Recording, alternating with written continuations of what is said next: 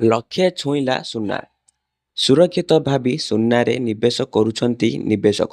ଖବରଟି ଜାଣିବା ପୂର୍ବରୁ ଆପଣ ଯଦି ଆମ ଚ୍ୟାନେଲକୁ ପ୍ରଥମ ଥର କରି ଆସିଛନ୍ତି, ଚ୍ୟାନେଲକୁ ସବସ୍କ୍ରାଇବ୍ କରିବା ସହ ଭିଡ଼ିଓକୁ ବହୁମାତ୍ରାରେ ସେୟାର କରିବାକୁ ଜମାରୁ ବି ଭୁଲନ୍ତୁ ନାହିଁ। ଲକ୍ଷେ ଛୁଇଁଲା ସୁନା, 10 ଗ୍ରାମ ସୁନା ମୂଲ୍ୟ 99,800 ଟଙ୍କା ଛୁଇଁଛି।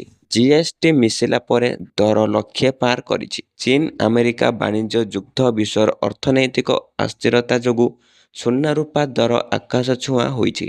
ପ୍ରଥମ ଥର ପାଇଁ 10 ଗ୍ରାମ 24 କ୍ୟାରେଟ୍ ସୁନା ଦର 99,800 ଟଙ୍କା ଛୁଇଁଛି।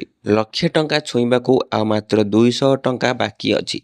ହେଲେ ସୁନାରେ 3% ଜିଏସ୍ଟି ଲାଗିବା ପରେ ଏହା ଦର 1,166,000 ଟଙ୍କା ଛୁଇଁଛି।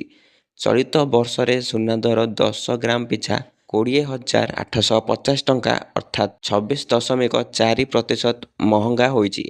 ଭୁବନେଶ୍ୱରରେ 24 କ୍ୟାରେଟ୍ ସୁନା ଦର 98,350 ଟଙ୍କା ଛୁଇଁଛି। ସେହିପରି 10 ଗ୍ରାମ 22 କ୍ୟାରେଟ୍ ସୁନା ଦାମ 90,150 ଟଙ୍କା ଛୁଇଁଛି।